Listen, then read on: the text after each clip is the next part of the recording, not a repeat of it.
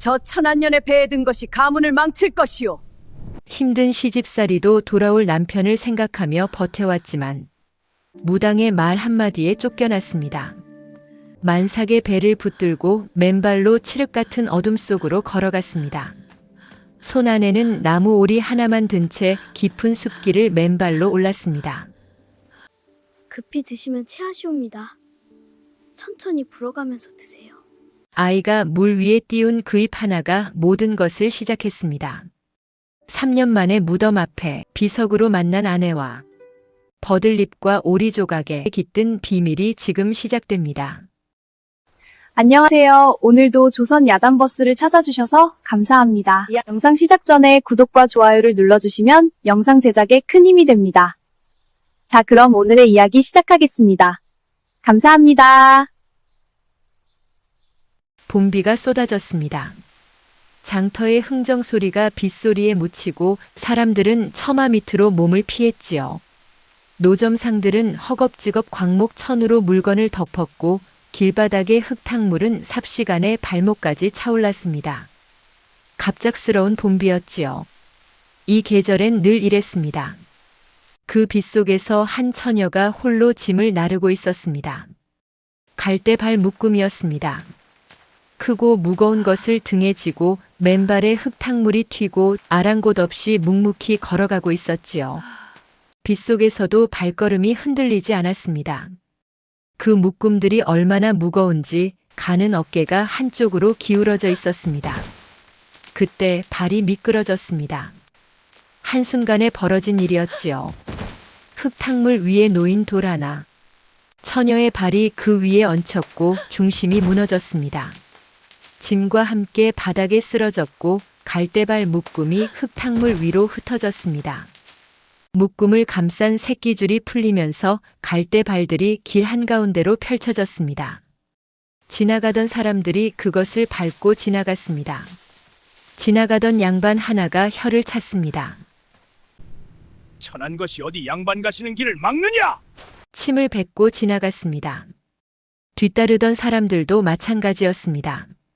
쓰러진 처녀 옆을 돌아가거나 그냥 밟고 지나가거나 아무도 손을 내밀지 않았습니다. 쓰러진 처녀는 고개도 들지 못한 채 떨어진 짐을 두 손으로 긁어 모으고 있었지요. 손등에서 피가 번지고 있었습니다. 손바닥에도 흙이 박혔습니다. 바로 그때 길을 가던 운석이 걸음을 멈췄습니다. 상단의 행수 자리가 어울리는 반듯한 사내였습니다. 나이는 26. 청나라 교역을 준비하던 참에 장터에 들렀던 것이었습니다. 걸음걸이에 자신감이 배어있고 눈빛에 날이 선. 그런 그가 흙탕물을 아랑곳하지 않고 쪼그려 앉더니 흩어진 갈대발을 하나씩 집어 올리기 시작했습니다. 주위의 시선이 따가웠습니다. 천민의 짐을 양반 행수가 줍는다는 것이 구경거리가 되었습니다. 그래도 운석은 고개를 들지 않았습니다. 갈대발 하나 또 하나. 흙이 묻은 것은 치맛자락으로 닦아내려 했지만 이미 흙탕물이 스며든 것들도 있었습니다. 처녀가 고개를 들었습니다. 멍하니 그를 바라봤습니다. 아무도 그리 해준 사람이 없었으니까요. 이 장터에서 단 한 번도. 운석이 먼저 손을 내밀었습니다. 흙투성이가 된 그 손을 주저없이. 처녀는 한참을 그 손을 쳐다보다가 천천히 자신의 손을 얹었습니다. 손이 차가웠습니다. 빗물에 오래 젖어 있던 손이었습니다. 피가 번진 손등이 느껴졌습니다. 운석은 그 손을 잡아 일으켰습니다. 처녀의 치맛자락이 흙탕물에 흠뻑 젖어 있었습니다. 뺨 위로 빗물인지 눈물인지 모를 것이 흘러내렸습니다. 네 이름이 무엇이냐? 복녀라 하옵니다. 빗소리에 거의 묻힐 듯한 목소리였습니다. 운석은 그 이름을 받아 마음속 깊은 곳에 새겨두었습니다. 복녀, 짧고 단단한 이름이었습니다. 처마 밑에 갈대발을 기대어 세워두고 흙이 흘러내리도록 두었습니다. 운석은 빗속을 한참 걷고 났더니 목이 탔습니다. 복녀가 자리를 뜨더니 잠시 후 바가지 하나를 들고 돌아왔습니다. 근처 옹달샘에서 길어온 맑은 물이었습니다.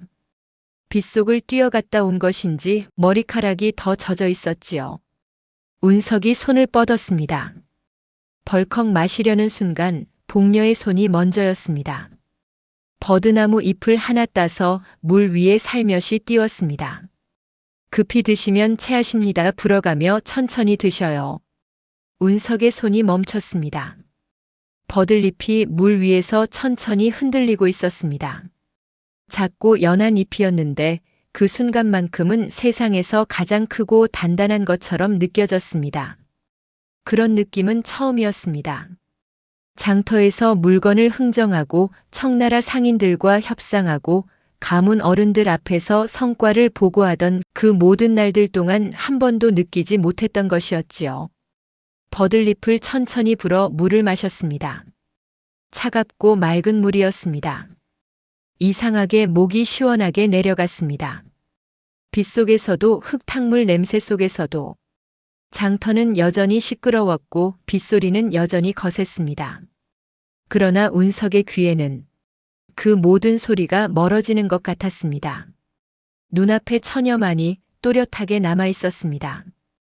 그 이후로 운석은 장터에 오는 날이면 복녀의 갈대발 묶음이 놓인 자리를 먼저 찾았습니다.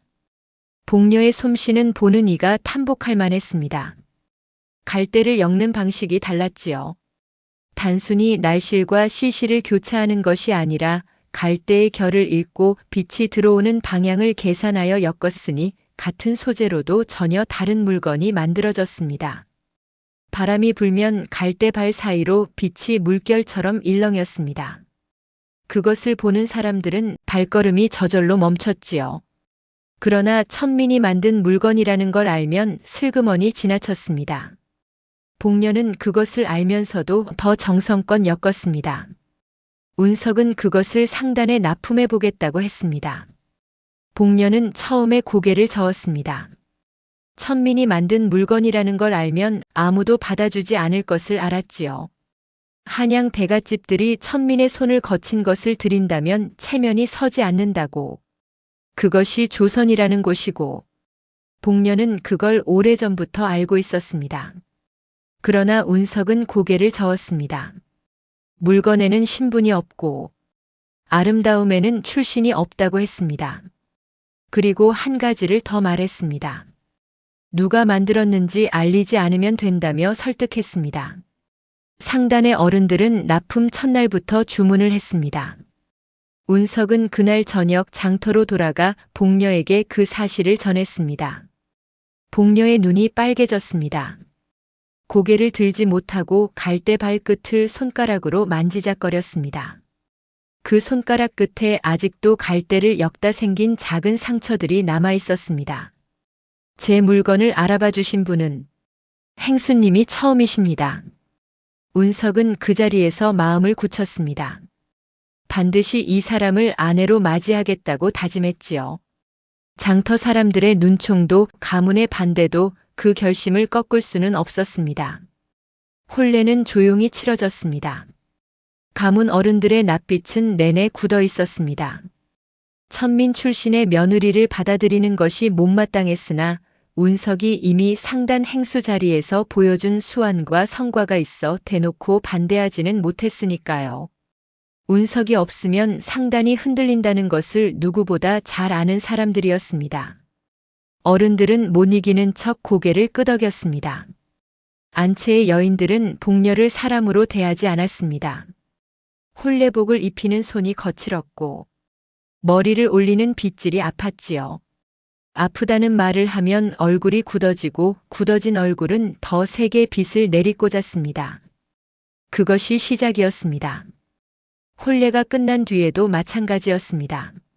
마루를 닦아도 다시 닦으라 했고 음식을 올려도 간이 맞지 않는다며 쏟아버렸습니다. 물을 길어오면 동이 아가리가 깨끗하지 않다며 다시 가져오라 했습니다. 새벽 4시에 일어나 밤 12시에 자리에 눕는 날들이 이어졌습니다. 복녀는 군말 없이 모든 걸 받아들였지요. 2번, 3번. 눈물이 날 것 같은 순간에도 입술을 깨물고 다시 일어났습니다. 이를 악물면 눈물이 나지 않는다는 것을 복녀는 오래전부터 알고 있었지요. 큰형수 박 씨의 눈이 가장 독했습니다. 나이는 운석보다 10살 위인 남편을 둔 여인으로 안채의 실권을 쥐고 있었습니다. 시어머니가 건강이 좋지 않아 안채 살림을 모두 박 씨가 꾸리고 있었으니 그 권한이 작지 않았습니다. 자신의 아들이 상단 후계를 잇게 하겠다는 야심이 있는 여인이었으니 운석이 아이를 낳으면 후계 구도가 흔들릴 게 뻔했습니다. 그런 그녀에게 복녀의 존재 자체가 눈엣 가시였습니다. 그 눈빛을 복녀는 매일 등 뒤에서 느꼈습니다. 직접 말을 거는 일은 드물었습니다. 말보다 눈빛이 더 무서운 여인이었으니까요. 눈빛 하나로 하인들을 움직이고 눈빛 하나로 분위기를 뒤집는 사람이었지요. 그래도 밤이 되면 운석이 있었습니다. 운석은 복녀가 지쳐 돌아오는 밤마다 말없이 옆에 앉았습니다. 복녀가 물을 마시면 같이 마시고 복녀가 손을 내려다보면 같이 내려다봤습니다. 그렇게 아무 말 없이 그냥 앉아 있는 것만으로도 복녀는 숨을 쉴 수 있었습니다. 낮에 빼앗긴 숨을 밤에 돌려받는 것 같았습니다. 어느 날 밤 운석이 무언가를 내밀었습니다. 1000조각에 쌓인 작고 볼품없는 물건이었습니다. 쑥스러운 듯 내밀었는데 그 쑥스러움이 또 복녀의 마음을 건드렸지요. 복녀가 천을 펼쳤습니다. 나무 오리였습니다. 그런데 어찌나 삐뚤빼뚤한지 부리가 한쪽으로 기울어져 있었고 한쪽 날개는 다른 쪽보다 짧았습니다. 등 위에 칼 자국이 여기저기 나 있어서 마치 상처 입은 짐승 같았습니다. 오리인지 다른 무엇인지도 언뜻 알 수 없을 만큼 거칠고 서투른 솜씨였습니다. 앉아 있어야 할 자리를 잡지 못하는지 세워두면 한쪽으로 기울어졌습니다. 그래도 오리는 오리였습니다. 나름의 형체가 있었고 나름의 무게가 있었습니다. 복녀가 웃었습니다. 처음으로 시집 온 이후 처음으로 소리내어 웃었습니다. 운석은 귀가 빨개진 채 말했습니다. 며칠 밤을 새워 깎은 것이라고.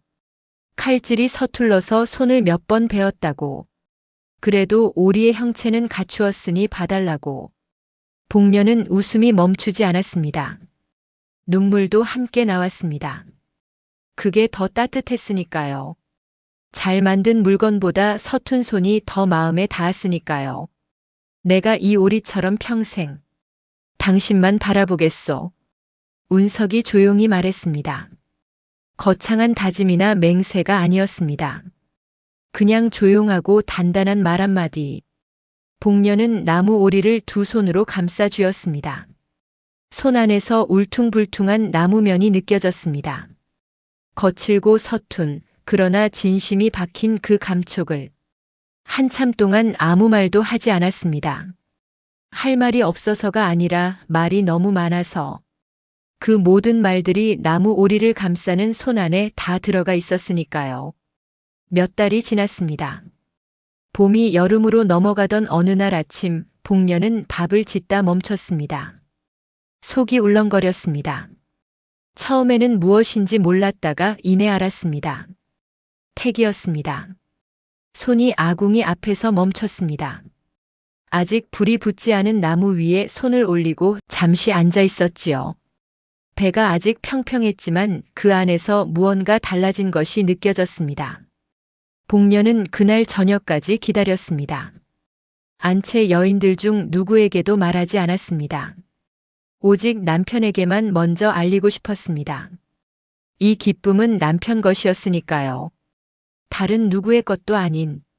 운석이 퇴청하고 돌아오자 복녀는 그의 소매자락을 잡아당겼습니다. 아무 말도 하지 않고 그의 손을 자신의 배 위에 얹었습니다. 운석이 눈이 커졌습니다.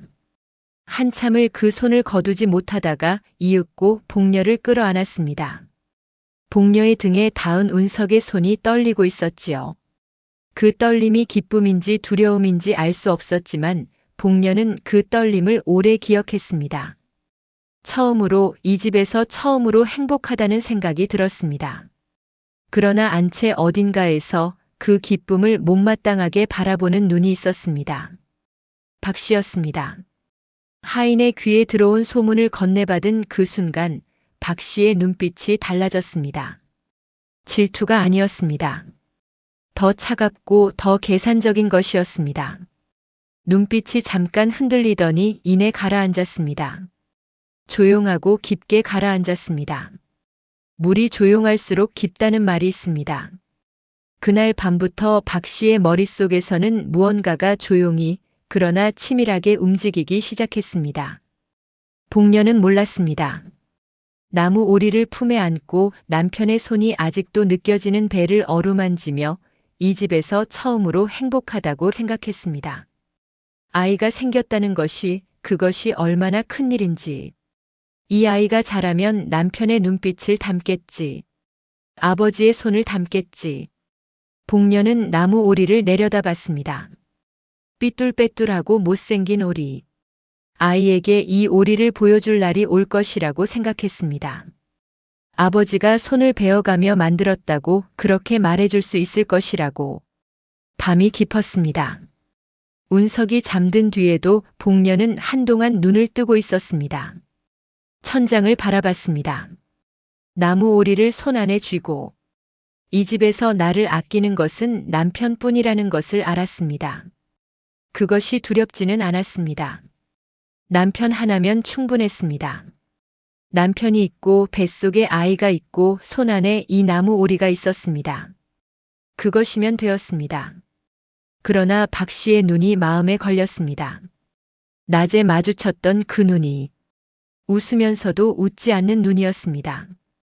입술은 인사를 했지만 눈은 인사를 하지 않았습니다. 사람을 재는 눈이었습니다. 얼마짜리인가, 얼마나 위협이 되는가를 재는 눈. 복녀는 그런 눈을 장터에서 본 적이 있었습니다. 물건의 가치를 깎아내리려는 상인의 눈이었습니다. 박 씨는 복녀를 그렇게 봤습니다. 위협이 되는 물건으로. 남편이 떠나면 안 된다는 생각이 들었습니다. 그러나 그것은 복녀가 결정할 수 있는 일이 아니었습니다. 가문의 명이라면 운석은 가야 했습니다. 복녀는 나무 오리를 가슴 가까이 당겼습니다. 서툰 손이 만든 따뜻한 것. 이것이 있으면 버틸 수 있을 것이라고 생각했습니다. 아직은 그렇게 생각할 수 있었습니다. 운석이 떠나던 날 하늘은 맑았습니다. 가문의 명이었습니다. 청나라와의 교역로를 개척하기 위해 상단 행수가 직접 다녀와야 한다는 것. 이르면 2년, 늦으면 3년이 걸릴 여정이었습니다. 가문 어른들이 결정한 것이었습니다. 운석이 아무리 미루고 싶었어도 가문의 명을 거스를 수는 없었습니다. 그것이 조선의 법도였으니까요. 운석은 마지막까지 복녀의 손을 잡고 있었습니다. 배가 이미 많이 부른 아내의 배를 한번 어루만지고 무사히 나으면 아이 이름을 함께 짓겠노라 약속했습니다. 사내면 어떤 이름, 계집이면 어떤 이름. 둘이서 밤새 이야기하다가 정해두었던 이름들을 다시 한번 되새겼습니다. 복녀는 고개를 끄덕였습니다. 남편이 시야에서 사라지자마자 안채의 공기가 달라졌습니다. 마치 기다렸던 것처럼 박 씨가 움직이기 시작했습니다. 복녀에게 돌아가던 먹을거리가 줄었습니다. 아침 밥상에 반찬이 하나씩 빠지더니 나중에는 국조차 없는 날이 생겼습니다. 하인들이 더 이상 복녀의 말을 듣지 않았습니다. 물 좀 길어달라 해도 장작 좀 패달라 해도 못 들은 척 지나쳤습니다. 만삭의 몸으로 물을 길어왔습니다. 무거운 광주리를 안고 계단을 올랐습니다. 몸이 위태로웠지만 아무도 손을 거들지 않았습니다. 오히려 구경하는 눈들이 느껴졌습니다. 넘어지기를 기다리는 눈들이. 복녀는 나무 오리를 품에 안고 버텼습니다. 남편이 돌아올 것이라고. 2년이든 3년이든 기다릴 수 있었습니다. 장터에서 오래 기다리는 법을 알았습니다. 손님이 오지 않는 날에도 자리를 지키는 법을. 비가 와도 해가 져도 기다리는 것은 복녀에게 낯선 일이 아니었습니다. 그러나 몸이 버텨주어야 했습니다. 만삭의 배를 안고 물을 깃고 계단을 오르고 빨래를 짰습니다. 하인들이 도와주지 않았습니다. 박 씨의 눈빛 하나면 하인들이 움직였습니다. 박 씨가 외면하면 하인들도 외면했습니다. 복녀는 그 규칙 안에서 혼자 버텼습니다. 쓰러질 것 같은 날에도, 아이가 걷어차는 날에도, 남편이 돌아올 것이라고, 이 모든 것이 끝날 것이라고, 뱃속에 아이가 발길질을 할 때마다 그 작은 힘이 복녀에게 의지가 되었습니다. 살아야 했습니다. 이 아이를 위해서라도 쓰러지면 안 됐습니다. 무너지면 안 됐습니다. 그것이 버팀목이었습니다. 뱃속에서 움직이는 작은 발길질이 이 세상에서 가장 단단한 버팀목이었습니다. 그러나 박 씨는 거기서 멈추지 않았습니다. 어느 날 밤 박 씨는 무명한 보따리를 들고 고을 외곽의 신당으로 향했습니다. 그곳에 시어머니가 믿고 따르는 소문난 무당이 있었으니까요. 귀신을 보고 앞날을 읽고 사람의 팔자를 풀어내는 그 무당을 만나러 가는 길이었습니다. 무당은 눈을 빛내며 박 씨의 요구를 들었습니다. 시어머니에게 복녀에 대해 거짓을 말하기를 지시했습니다. 가문의 대를 끊을 팔자라는 것, 뱃속의 아이가 귀신에 씬 불길한 존재라는 것, 신령이 내린 말씀처럼 꾸며달라는 것이었습니다. 무당은 잠시 박 씨를 바라봤습니다.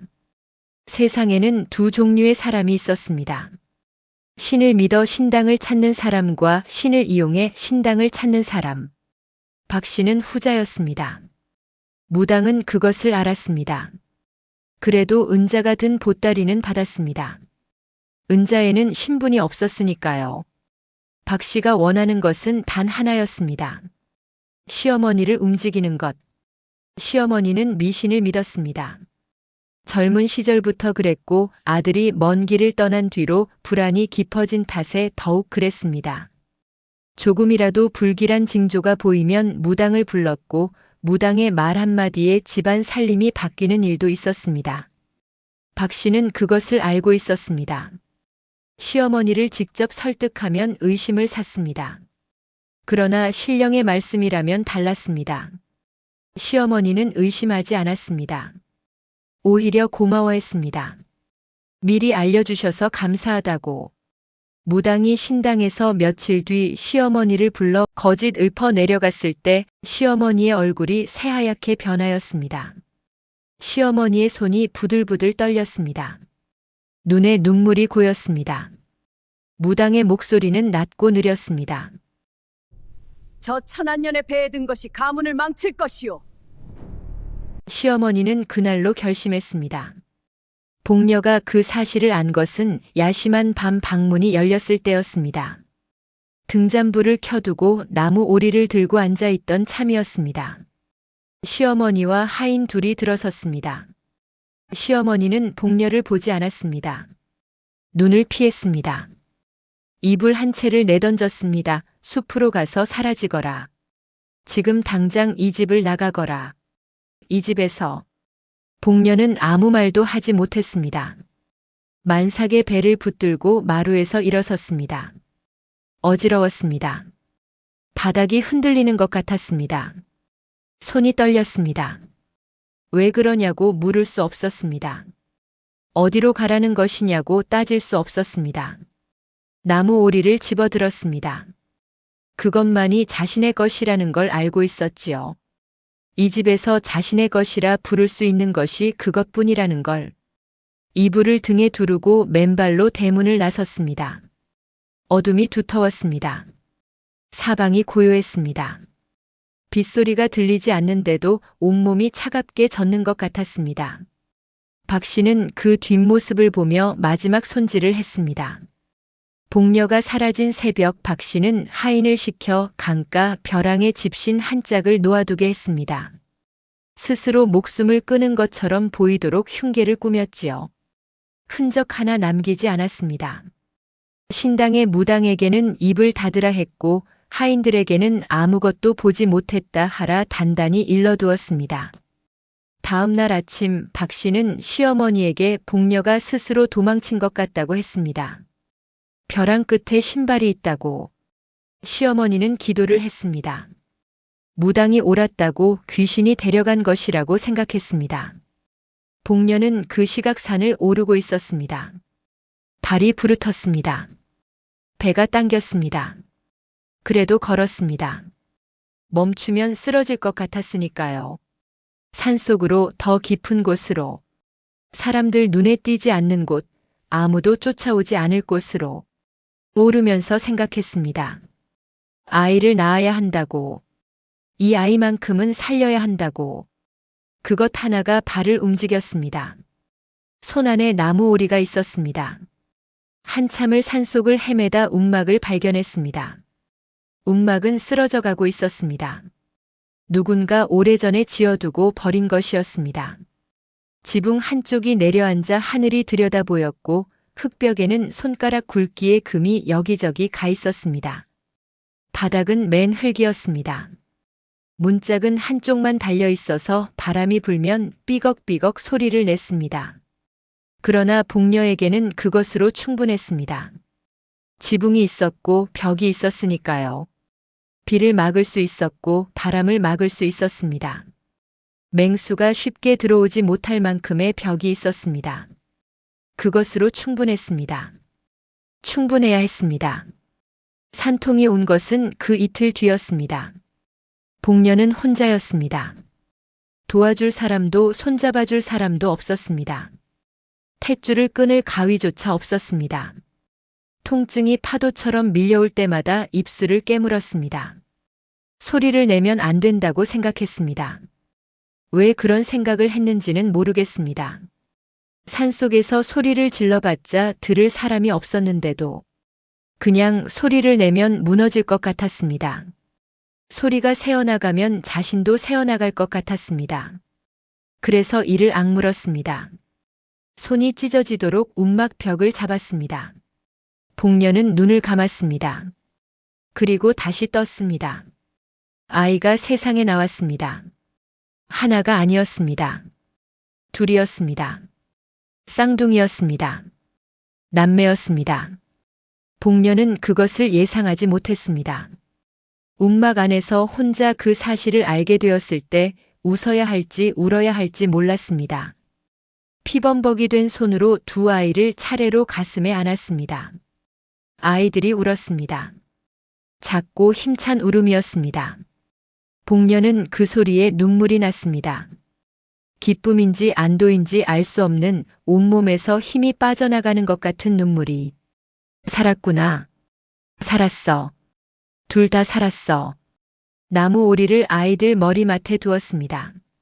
너희 아버지가 만들어주신 거란다. 아이들은 울음을 멈추지 않았습니다. 그래도 복녀는 계속 말했습니다. 아버지는 성격이 급하지만 세상에서 가장 따뜻한 분이라고. 손이 서툴러서 오리를 깎다 손을 베었다고. 그래도 포기하지 않고 며칠 밤을 새웠다고. 반드시 찾아올 것이라고. 그러니 우리도 살아야 한다고. 그 말들이 아이들에게 닿았는지는 알 수 없었습니다. 그러나 복녀 자신에게는 닿았습니다. 말을 하면서 복녀는 버텼습니다. 살아남는 것은 처절했습니다. 젖이 돌지 않는 날이 있었습니다. 굶주리면 젖이 마르고 젖이 마르면 아이들이 울었습니다. 아이들의 울음은 작았지만 끊이지 않았습니다. 그 소리가 복녀를 움직였습니다. 복녀는 소나무 속껍질을 손으로 뜯어 지식여 먹었습니다. 맛이 없었습니다. 텁텁하고 쓰고 삼키기가 어려웠습니다. 그래도 먹었습니다. 먹어야 젖이 돌았으니까요. 칡뿌리를 캤습니다. 도토리를 주워 갈았습니다. 먹을 수 있는 것이면 무엇이든 먹었습니다. 먹을 수 없는 것도 삶아보고 절여보고 말려봤습니다. 겨울이 오자 땔감이 떨어졌습니다. 산에서 나뭇가지를 모았지만 한계가 있었습니다. 아이들이 추위에 떨었습니다. 복녀는 자신의 머리카락을 잘랐습니다. 길고 검은 머리카락을 한 움큼씩 한 움큼씩 가위가 없어서 날카로운 돌로 잘랐습니다. 장터에 내다 팔아보리를 바꿨습니다. 장터에 내려갈 때마다 사람들의 눈을 피했습니다. 누군가 알아볼까봐. 쫓겨났다는 것을, 죽은 줄 알고 있다는 것을. 복녀는 머리에 수건을 쓰고 고개를 숙이고 걸었습니다. 거울을 볼 일이 없었으니 자신이 어떻게 변해가는지 몰랐습니다. 아마 알았다 해도 상관없었을 것입니다. 변하는 것보다 살아있는 것이 중요했으니까요. 손이 거칠어지고 머리카락이 짧아지고 얼굴에 주름이 늘어도 그것이 살아있다는 증거였습니다. 아이들에게 아버지를 가르쳤습니다. 얼굴을 본 적 없는 아버지를. 어떻게 생겼는지는 알 수 없었지만 어떤 사람인지는 알 수 있었습니다. 장터에서 처음 만났던 날 흙탕물에 주저없이 손을 내밀던 사람. 버들린 물사발을 받고 오래 바라보던 눈빛. 며칠 밤을 새워 나무 오리를 깎으면서 손을 베어도 그만두지 않던 사람. 그것들을 아이들에게 이야기했습니다. 같은 이야기를 몇 번이고 했습니다. 아이들은 질리지 않았습니다. 오히려 더 듣고 싶어 했습니다. 사내 아이는 아버지 이야기를 들을 때마다 나무 오리를 집어들었습니다. 살피고 어루만지고 칼자국을 손가락으로 짚었습니다. 계집아이는 눈을 감고 들었습니다. 마치 그 이야기 속에 아버지가 실제로 있는 것처럼. 두 아이 모두 아버지의 얼굴을 그릴 수 없었지만 아버지가 어떤 사람인지는 알았습니다. 복녀가 그렇게 만들었으니까요. 변하는 것보다 살아있는 것이 중요했으니까요. 아이들이 조금씩 자랐습니다. 기어다니기 시작하더니 이내 벽을 짚고 일어섰습니다. 넘어졌습니다. 다시 일어섰습니다. 또 넘어졌습니다. 또 일어섰습니다.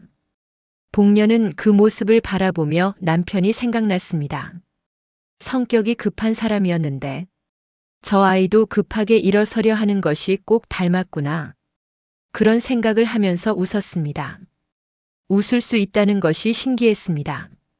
이런 곳에서 이런 상황에서도 물을 줄 때마다 버들잎을 띄웠습니다. 아이들이 어리둥절한 표정으로 잎을 바라볼 때 복녀는 설명해 주었습니다. 급하게 마시면 체한다고.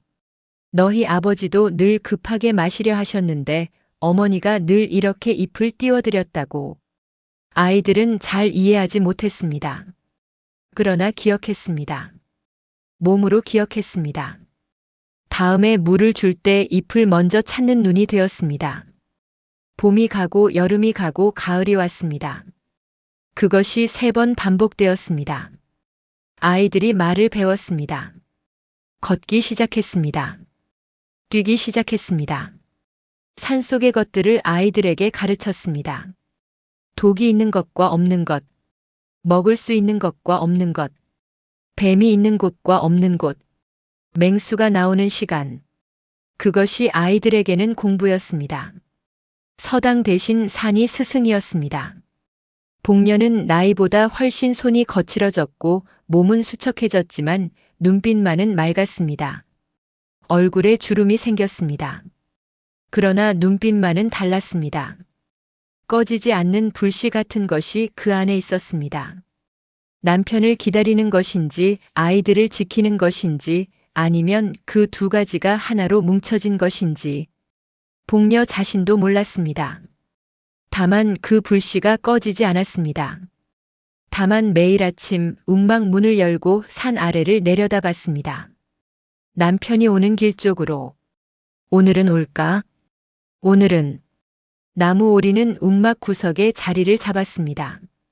아이들이 가지고 놀다가 흙이 묻으면 복녀가 치마폭으로 닦아냈습니다. 부리가 한쪽으로 기울어진 그 못생긴 오리가, 삐뚤빼뚤하고 거친 그 오리가 어느 날부터는 아이들도 소중히 여기게 되었습니다. 어머니가 그리 아끼는 물건이니 자신들도 그래야 한다고 아이들 나름의 방식으로 알게 된 것입니다. 밤에 잠들기 전 아이들은 나무 오리를 들여다봤습니다. 아버지 얼굴을 본 적 없는 아이들에게 그것이 아버지의 얼굴이었습니다. 운석이 돌아왔습니다. 3년이었습니다. 청나라 교역로를 개척하고 새로운 상단 거래처를 확보하고 기대 이상의 성과를 거뒀으니 가문 어른들이 손을 들어 반겼습니다. 상단의 지분도 더 늘어났고 북촌에 더 큰 기와집을 얻게 되었습니다. 금이환향이라는 말이 딱 맞는 귀환이었습니다. 가문 사람들이 대문 앞에 나와 맞이했고 이웃 어른들도 안부를 물었습니다. 잔치 분위기였습니다. 그러나 운석의 눈은 가문 어른들의 얼굴이 아닌 대문 너머를 향해 있었습니다. 복녀가 없었습니다. 안채에도 부엌에도 마당에도 목소리가 들리지 않았습니다. 아이 울음소리도 들리지 않았습니다. 이미 낳았을 터였는데, 2살, 3살이 되었을 터였는데, 운석은 발걸음을 빨리 했습니다. 대신 형수 박 씨가 나왔습니다. 눈가에 눈물이 맺혀 있었습니다. 연습한 듯 능숙한 슬픔의 표정으로 손에 손수건을 들고 있었습니다. 도련님, 통보를 드리지 못해 죄송합니다. 어머님이 너무 위독하셔서. 이미 동서가 1년 전에 세상을 떴습니다. 하인은 고개를 숙였습니다. 운석의 발이 멈췄습니다. 무슨 소리요? 운석의 목소리가 낮게 가라앉았습니다. 목소리가 낮았습니다. 눈에 열이 올랐습니다. 박 씨는 한 발 물러서지 않았습니다. 미리 준비한 말을 꺼냈습니다. 복녀가 도망쳤다고. 외간 남자와 눈이 맞아 야반도주를 하다가 강가 벼랑에서 실족하여 떨어졌다고. 집신 한 짝이 벼랑 끝에 남아 있었다고. 시신은 찾지 못했지만 모두가 그리 알고 있다고. 말을 하면서 박 씨의 눈에 눈물이 흘렀습니다. 훈련된 눈물이었습니다. 운석은 형수의 얼굴을 똑바로 바라봤습니다. 믿지 않았습니다. 복녀가 그런 사람이 아니라는 걸 누구보다 잘 알았습니다. 도망친다? 외간 남자? 그 말이 복녀에게 얼마나 어울리지 않는지. 장터에서 흙탕물에 쓰러져도 갈대발 묶음을 먼저 긁어 모으던 사람이었습니다. 버들잎을 띄워 물을 건네던 사람이었습니다. 그 사람이 도망을 쳤다고.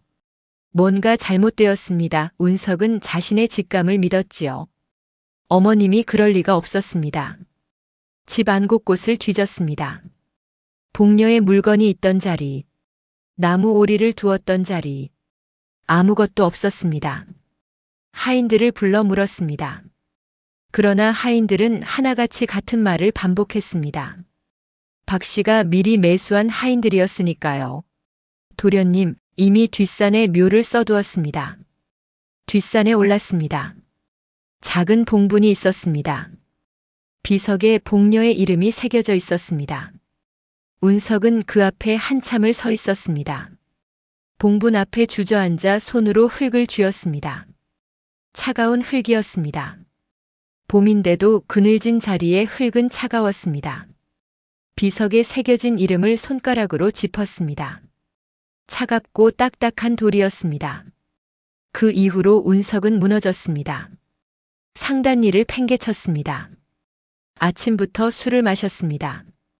가문 어른들이 혀를 찼습니다. 3년 만에 돌아와 첫날부터 술이냐고. 일으켜 세우려 했으나 운석은 일어나지 않았습니다. 먹지도 자지도 않은 채 술만 마셨습니다. 방 안에 갇혀 있다가 밤에 혼자 나갔다가 새벽에 돌아오는 날이 이어졌습니다. 눈이 충혈되어 있었습니다. 말이 없었습니다. 박 씨는 그것을 보면서 얼굴에 걱정 어린 표정을 짓고 있었습니다. 완벽한 연기였습니다. 그러다 어느 날 호련히 집을 나섰습니다. 장터였습니다. 처음 복녀를 만났던 그 자리. 비가 내리던 날 흙탕물에 쓰러진 그 처녀를. 버들잎을 띄워주던 그 손을. 운석은 빈자리 앞에 서서 한동안 움직이지 않았습니다. 갈대발 묶음이 놓였던 자리. 지금은 다른 물건을 파는 노점이 들어서 있었습니다. 사람들이 멍한 눈으로 서성이는 그를 피해 다녔습니다. 미쳤다고 생각했을 것입니다. 사실 미친 것 같기도 했습니다. 아내가 살아있다고 믿는 것이 미친 것인지 아니면 믿지 않는 것이 미친 것인지. 운석은 그 경계에 서 있었습니다. 며칠 뒤에는 산길을 걸었습니다.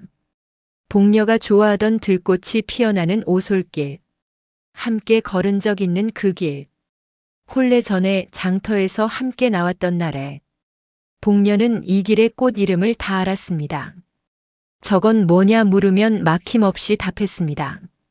저기 피는 건 가을에만 핀다. 저건 뿌리를 먹으면 열이 내린다. 복녀는 그런 사람이었습니다. 산을 알고 풀을 알고 계절을 알았습니다. 그런 사람이 벼랑에서 떨어질 리 없었습니다. 운석은 걷고 걷다가 더 깊은 산속으로 들어갔습니다. 그냥 발이 이끄는 대로 걸었습니다. 발이 이끄는 대로 걸으면 어쩌면 닿을 수 있을 것 같았습니다. 산길을 걷다 보니 어느새 해가 기울어 있었습니다. 아무것도 챙기지 않고 나선 길이었으니 목이 탔습니다. 발도 무거웠습니다. 언제부터 이렇게 걸었는지도 몰랐습니다. 장터를 지나 오솔길로 접어들었고 오솔길이 끝나는 곳에서 산길이 시작됐습니다. 그 산길을 하염없이 걸었습니다. 그러나 멈출 수 없었습니다. 멈추면 아무것도 남지 않을 것 같았습니다. 운석은 바위 옆에 쪼그려 앉아 잠시 숨을 골랐습니다. 그때 발소리가 들렸습니다. 가볍고 빠른 발소리. 아이였습니다. 67살쯤 되어 보이는 사내 아이가 산길을 달려오다가 운석을 보고 뚝 멈섰습니다. 눈이 컸습니다. 뺨이 햇볕에 그을려 붉었습니다. 옷은 낡고 헐었지만 자세가 반듯했습니다. 산속에서 자란 아이치고는 눈이 맑고 기품이 있었습니다. 얘야, 이 산속에 너희 가족만 사느냐? 기가 꺾이지 않은 눈빛이었습니다. 운석이 물었습니다. 이 근처에 목을 축일 물이 있느냐? 운석이 물었습니다. 아이는 잠시 그를 바라보더니 고개를 끄덕이고는 앞장섰습니다. 따라갔습니다. 아이가 산길을 잘 알았습니다. 조금 걷자 작은 옹달샘이 나왔습니다. 맑고 차가운 물이 고여 있었습니다. 바위 틈에서 솟아나는 맑은 물이었지요. 고맙구나. 운석이 물을 들이켰습니다. 주위로 버드나무가 몇 그루 늘어져 있었습니다. 아이가 옆에 놓인 바가지를 집어들더니 물을 담았습니다. 운석이 손을 뻗으려는 순간 아이의 손이 먼저였습니다. 옆에 늘어진 버드나무 가지에서 잎을 하나 따더니 물 위에 살며시 띄웠습니다. 익숙한 손놀림이었습니다. 운석의 손이 굳었습니다. 아이가 말했습니다. 급히 드시면 체하옵니다. 천천히 드셔요. 아이가 조그맣게 말했습니다. 9년 전 그날처럼요. 저희 어머니께서 이리 대접하라 하셨습니다. 아버님도 늘 성격이 급하셔서 어머니가 늘 이렇게 물을 드렸다 했습니다. 온몸에 소름이 돋았습니다. 버들잎이 물 위에서 천천히 흔들리고 있었습니다. 운석은 바가지를 받아들었지만 마실 수가 없었습니다. 아버님이라 했느냐? 운석의 손이 가늘게 떨렸습니다. 목소리가 떨렸습니다. 예, 저는 아버님을 본 적이 없습니다. 하지만 어머니가 늘 말씀하셨습니다. 아버님은 늘 우리 곁에 계신다고. 그리운 분이라고. 반드시 오실 것이라고. 그러니 우리도 잘 있어야 한다고. 어머니는 늘 그리 말씀하셨습니다. 운석은 아이의 얼굴을 자세히 봤습니다. 눈매, 입술의 모양, 턱선. 누군가를 닮았습니다. 복녀의 눈이었습니다. 그러나 턱선은 자신의 것이었습니다. 가슴이 쿵 내려앉았습니다. 손이 바가지를 쥔 채 떨고 있었습니다. 어머니가 어디 계시느냐? 아이가 앞장섰습니다. 옹달샘을 지나 좁은 오솔길로. 나무들이 우거져 햇빛이 잘 들지 않는 길이었습니다. 풀이 높이 자라 있었습니다. 아이는 그 길을 망설임 없이 걸었습니다. 나무들 사이로 작고 허름한 움막이 보였습니다. 마당이라 부르기도 어색한 좁은 공터. 그 한 구석에 무언가가 뒹굴고 있었습니다. 운석의 눈이 고정되었습니다. 나무 오리였습니다. 흙먼지가 잔뜩 묻어 있었지만 틀림없었습니다. 한쪽으로 기운 부리, 서로 다른 길이의 날개, 등에 새겨진 칼자국들, 자신이 며칠 밤을 새워 깎은 서툰 솜씨로 만든 그 물건이 이 세상에 그것과 똑같은 물건은 없었습니다. 자신이 만든 것이었으니까요. 세상에 단 하나뿐인 것이었습니다. 발이 떨어지지 않았습니다. 움막 문이 열려 있었습니다. 안에서 바느질 소리가 났습니다. 실이 천을 뚫고 나오는 소리. 운석은 나무 오리를 집어들었습니다. 두 손으로 감쌌습니다. 울퉁불퉁한 나무면이 손바닥에 닿았습니다. 3년 전 복녀에게 건네던 날과 똑같은 감촉이었습니다. 손이 기억했습니다. 이 감촉을. 움막 문을 밀었습니다. 여인이 앉아 있었습니다. 아이들의 해진 옷을 꿰매고 있었습니다. 고개를 숙이고 있어 얼굴이 보이지 않았습니다. 머리카락이 많이 짧아져 있었습니다. 손이 거칠었습니다. 어깨가 가늘었습니다. 예전보다 훨씬 가늘어졌습니다. 등이 조금 굽어 있었습니다. 그러나 그 등이, 그 어깨가 운석이 말하려 했습니다. 아무 소리도 나오지 않았습니다. 여인이 고개를 들었습니다. 복녀였습니다. 눈이 마주쳤습니다. 한참이었습니다. 그 한참 동안 아무 소리도 없었습니다. 바람도 새소리도 아이들의 발소리도. 세상이 잠깐 멈춘 것 같은 그 순간 복녀의 눈이 커졌다가 작아졌다가 손에 들고 있던 바늘이 떨어졌습니다. 복녀의 눈에서 눈물이 흘렀습니다. 소리도 없이 그냥 흘러내렸습니다. 한 방울이 아니었습니다. 두 뺨 위로 동시에 말없이 운석이 문지방을 넘었습니다. 복녀 앞에 무릎을 꿇었습니다. 두 손으로 복녀의 손을 잡았습니다. 거칠고 차가운 손이었습니다. 바늘에 찔린 자국들이 손끝 여기저기에 있었습니다. 운석은 그 손을 놓지 않았습니다. 미안하다는 말로 되는 것이 아니었습니다. 다 왔다는 말로 되는 것도 아니었습니다. 두 사람은 한참을 그 자세로 있었습니다. 3년의 시간이, 수많은 날들이 그 손 안에 다 들어 있었으니까요. 문 밖에서 아이들이 서 있었습니다. 사내 아이와 계집아이가 나란히 문 안을 들여다보고 있었습니다. 눈이 컸습니다. 무슨 일인지 몰라도 어머니가 울고 있다는 것은 알았습니다. 그리고 낯선 어른이 어머니의 손을 잡고 있다는 것도. 사내 아이가 용기를 내어 문 안으로 한 발짝 들어섰습니다. 어머니, 이분이 아버님이십니까? 운석이 아이들을 봤습니다. 자신을 닮은 아이들을. 자신이 만들어준 나무 오리를 손에 들고 서 있는 아이를. 눈이 뜨거워졌습니다. 입술이 움직였습니다. 그래. 짧은 한마디였습니다. 그러나 그 한마디에 사내 아이가 달려왔습니다. 계집아이도 따라 달려왔습니다. 두 아이가 운석에게 달려들었습니다. 운석은 두 아이를 한꺼번에 안았습니다. 작고 따뜻한 무게였습니다.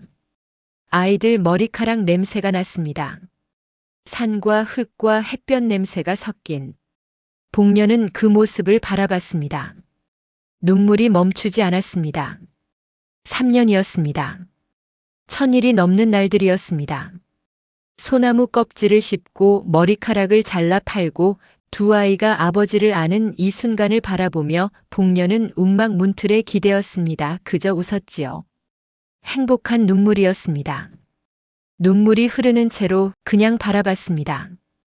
운석의 어깨가 떨리는 것을, 아이들이 아버지를 부르는 소리를. 운석은 3년 동안 청나라를 오가며 사람을 다루는 법을 배웠습니다. 협상의 자리에서 상대의 허점을 찾는 법을, 급하게 나서면 모든 것을 잃는다는 것을, 기다리면 상대가 허점을 내보인다는 것을. 그 배움이 지금 쓰일 차례였습니다. 무당의 신당을 먼저 찾았습니다. 신당은 고을 외곽에 있었습니다. 산자락에 붙은 작은 건물로 낮에도 어두운 곳이었습니다. 밤에는 더했습니다. 운석은 하인 둘을 데리고 신당의 문을 두드렸습니다. 무당이 나왔습니다. 운석을 보더니 문을 닫으려 했습니다. 운석이 발을 문 사이에 넣었습니다. 무당은 처음에 모른다고 했습니다. 박 씨를 모른다고, 그런 신탁을 내린 적 없다고. 운석은 무당의 앞에 앉아 조용히 기다렸습니다. 서두르지 않았습니다. 단지 바라봤습니다. 그 눈빛이 무당을 압박했습니다. 굳어진 눈빛, 기다리는 눈빛. 무당은 운석의 눈에서 무언가를 읽었습니다. 이미 알고 있다는 것을, 확인하러 온 것임을, 모른다고 해봤자 소용없다는 것을. 무당이 말하기 시작했습니다. 박 씨가 찾아온 날, 가져온 뇌물의 종류, 신탁의 내용을 어떻게 꾸며냈는지, 시어머니를 어떻게 끌어들였는지. 말이 한 번 시작되자 멈추지 않았습니다. 오래 담아두었던 것을 쏟아내는 것 같았습니다. 운석은 하인에게 눈짓을 했습니다. 하인이 모든 것을 받아 적었습니다. 한자도 빠짐없이. 다음 날 운석은 가문 어른들을 모두 대청마루에 불러 모았습니다. 형수 박 씨도 있었습니다. 여전히 태연했습니다. 운석이 무언가를 꾸미고 있다는 것을 눈치채고 있었지만 증거는 없다고 확신하고 있었습니다. 무당이 입을 열지 않을 것이라 믿었으니까요. 은자로 입을 막아두었으니까요. 박 씨는 가문 어른들 사이에 앉아 정면을 바라봤습니다. 그 자신감이 오히려 운석을 냉정하게 만들었습니다. 운석이 입을 열었습니다. 처음부터 끝까지 차분했습니다. 목소리를 높이지 않았습니다. 그러나 한마디 한마디가 날이 선 것 같았습니다. 박 씨가 무당을 매수한 일, 거짓 신탁을 만들어 시어머니를 속인 일, 만삭의 복녀를 야심한 밤에 쫓아낸 일, 집신 한 짝으로 죽음을 위장한 일, 순서대로 차근차근. 가문 어른들의 얼굴이 굳어갔습니다. 박 씨가 자리에서 일어섰습니다. 그것은 모두 거짓말입니다. 박 씨의 흉계에 속으신 겁니다, 어머님. 운석이 강하게 말했습니다. 도련님이 넋이 나가신 것이요. 없는 사람을 그리워하다 판단이 흐려지신 것이 아니겠습니까? 시어머니는 고개를 떨구었습니다. 미안함에. 목소리가 흔들리지 않았습니다. 오래 준비한 사람의 침착함이었습니다. 가문 어른 몇몇이 운석을 보는 눈이 흔들렸습니다. 박 씨의 말이 맞는 것 같기도 했습니다. 3년 만에 돌아온 남편이 아내 생각에 제정신이 아닌 것이라고. 운석은 눈 하나 깜짝하지 않았습니다. 손을 들었습니다. 문 밖에서 기다리던 하인 하나가 들어왔습니다. 뒤를 따라 포박된 무당이 끌려 들어왔습니다. 대청마루가 조용해졌습니다. 박 씨의 얼굴에서 색이 빠졌습니다. 눈이 무당에게 고정되었습니다.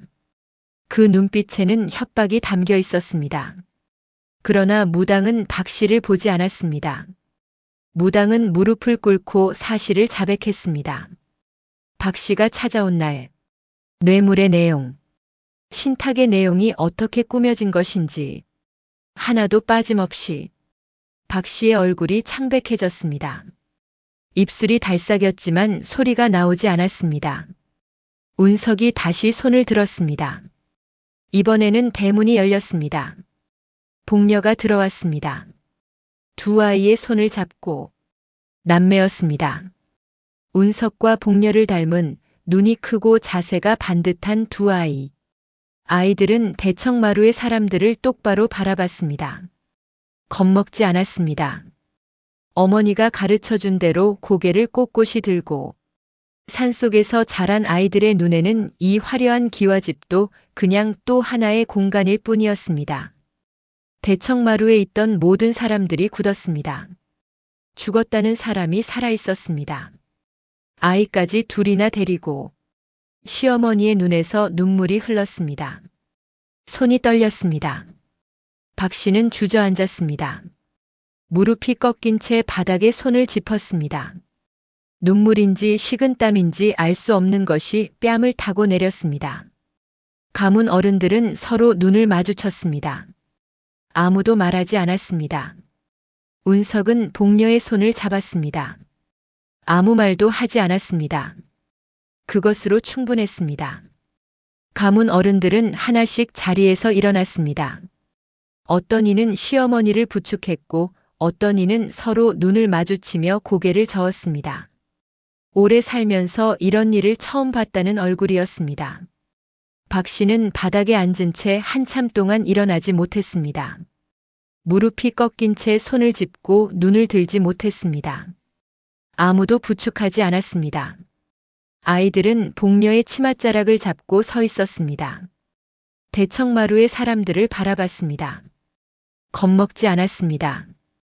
어머니가 가르쳐준 대로 고개를 꼿꼿이 들고 산속 움막에서 자란 아이들의 눈에는 이 화려한 기와집도 이 많은 사람들도 낯설지 않았습니다. 어머니 옆에 있으면 어디든 괜찮다는 것을 알았으니까요. 사내 아이가 나무 오리를 꼭 쥐고 있었습니다. 손 안에 꼭 쥐고 시어머니가 복녀에게 다가왔습니다. 아이들 앞에서 무릎을 꿇었습니다. 가문의 안채를 수십 년 지켜온 여인이 두 무릎을 꿇었습니다. 이 아이들에게도 미안하다. 시어머니가 아이들의 손을 꼭 잡았습니다. 진심 어린 사과였습니다. 복녀는 시어머니의 손을 잡아 일으켰습니다. 말은 하지 않았습니다. 그냥 일으켰습니다. 그것이 복녀의 방식이었습니다. 해가 기울기 시작했습니다. 대청마루의 사람들이 하나씩 자리를 떴습니다. 가문 어른들이 낮은 목소리로 이야기를 나누며 걸어갔습니다. 박 씨의 처분을 어떻게 할 것인지, 상단 지분을 어떻게 정리할 것인지, 사람들이 많은 곳에서는 늘 그런 이야기가 먼저였습니다. 운석은 복녀와 아이들을 데리고 마당으로 내려왔습니다. 오래 비어있던 마당이었습니다. 장독대 옆에 잡초가 무성하게 자라 있었습니다. 복녀는 그 마당을 한번 훑어봤습니다. 눈에 아무 감정도 없었습니다. 돌아왔다는 감격도 이겼다는 기쁨도 아니었습니다. 그냥 봤습니다.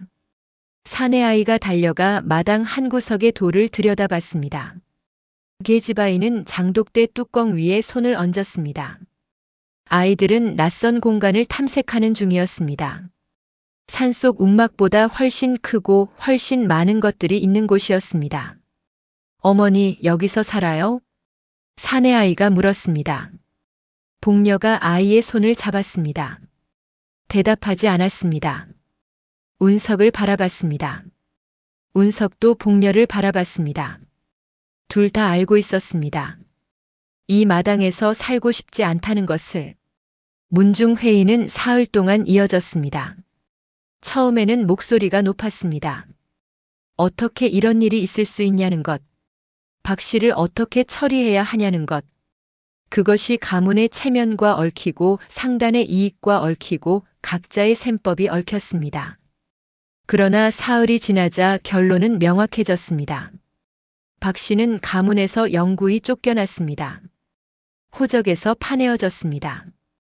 박 씨의 남편, 즉 큰형은 아내의 죄에 연루되어 상단 지분을 모두 내놓아야 했습니다. 그 또한 알고 있었느냐는 것이 쟁점이 되었지만 결국 알지 못했다는 쪽으로 정리되었습니다. 다만 지분은 반납했습니다. 박 씨는 마지막으로 짐을 꾸리는 날 한마디 말도 하지 않았습니다. 방 안에서 혼자 짐을 쌌습니다. 하인들도 돕지 않았습니다. 아무도 문 앞에 오지 않았습니다. 짐을 싼 보따리를 직접 들고 나왔습니다. 대문을 나서면서 돌아보지도 않았습니다. 그것이 오히려 더 쓸쓸했습니다. 눈물도 변명도 분노도 없이 그냥 나갔습니다. 시어머니는 복녀를 불렀습니다. 방 안에 단둘이 마주 앉았습니다. 가문 회의가 끝난 다음 날이었습니다.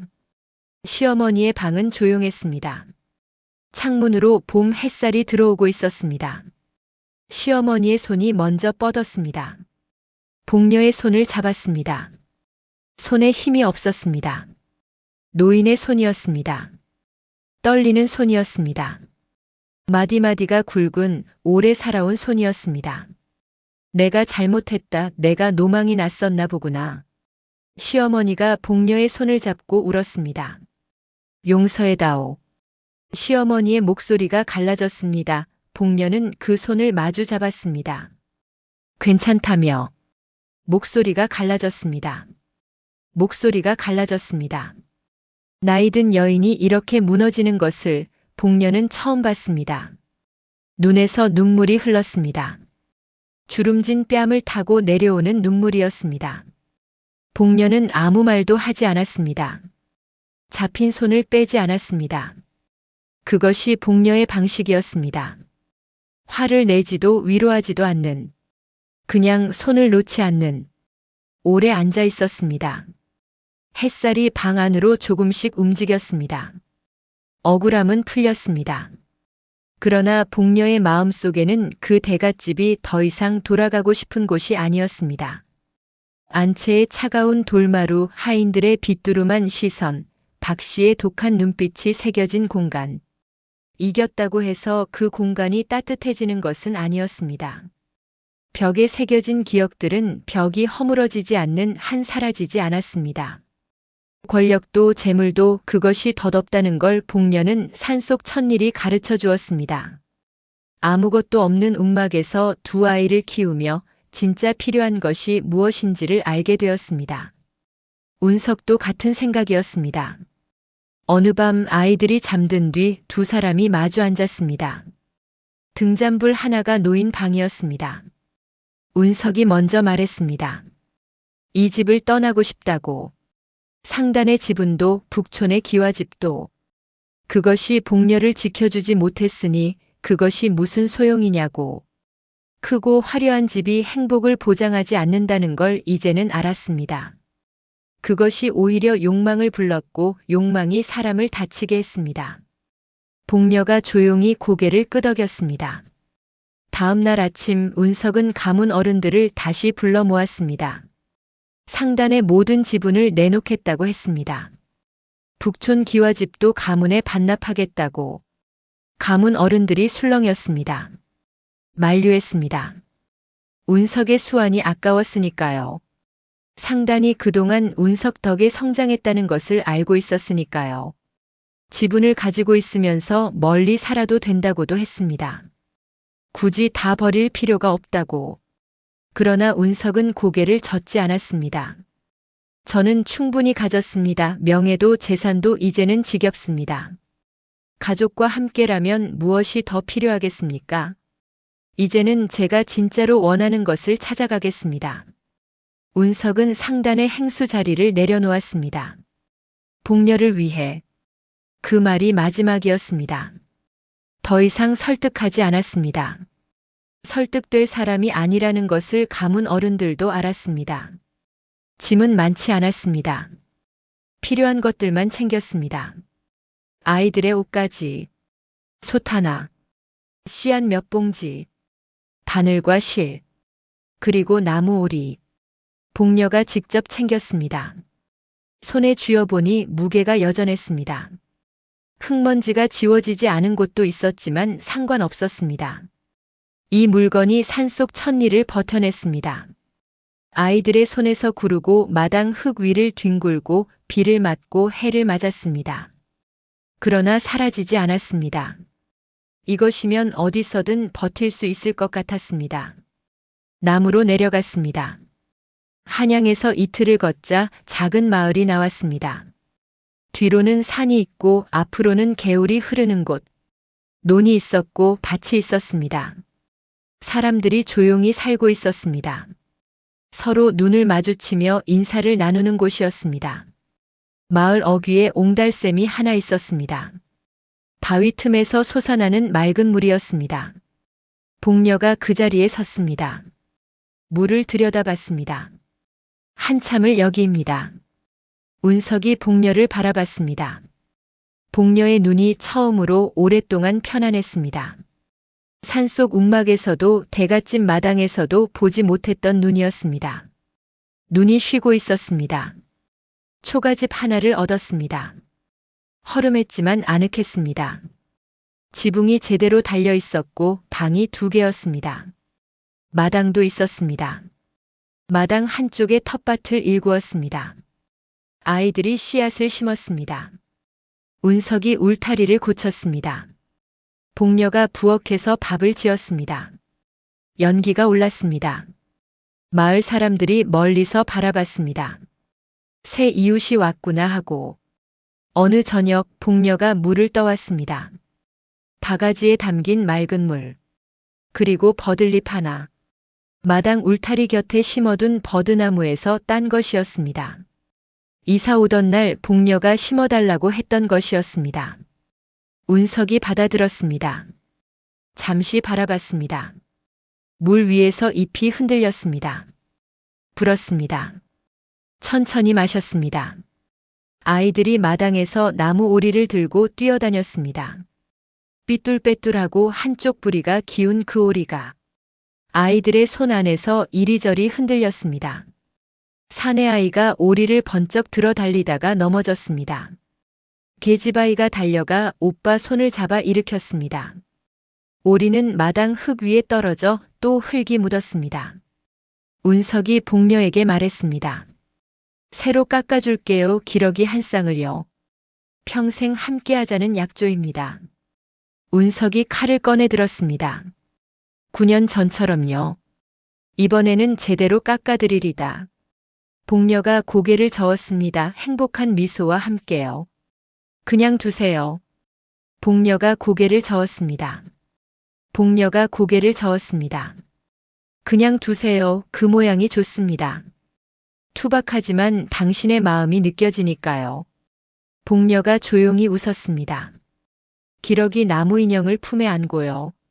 서툰 손이 만든 것, 삐뚤고 거친 것, 그러나 그 안에 진심이 박힌 것, 며칠 밤을 새우고 손을 베어가며 만든 것, 그것이 좋았습니다. 잘 만든 것보다 더 오래 마음에 남는 것이 있습니다. 그것이 그랬습니다. 그것이 전부였으니까요. 개울 소리가 들려왔습니다. 저녁 바람이 불었습니다. 마당에 버드나무가 흔들렸습니다. 네 가족이 마당에 앉아 그 소리를 들었습니다. 아이들이 나무 오리를 사이에 두고 나란히 앉았습니다. 운석이 복녀의 손을 잡았습니다. 복녀는 손을 빼지 않았습니다. 오래, 아주 오래. 그것이 전부였습니다. 크고 화려한 것이 아니었습니다. 기와집도 상단 지분도 가문의 이름도 아니었습니다. 개울 소리였습니다. 저녁 바람이었습니다. 버들잎 물사발이었습니다. 삐뚤빼뚤한 나무 오리였습니다. 그리고 그것들 곁에 있는 사람들이었습니다. 복녀가 조용히 운석의 손을 꼭 쥐었습니다. 운석이 꼭 쥐었습니다. 마당의 버드나무가 바람에 흔들렸습니다. 마치 이 가족의 앞날을 축복하듯이. 조용한 봄밤이었습니다. 오늘의 이야기 잘 보셨나요? 구독, 좋아요와 댓글로 응원해주세요. 항상 건강하시길 기원하며 더 감동적인 이야기로 찾아뵙겠습니다. 감사합니다.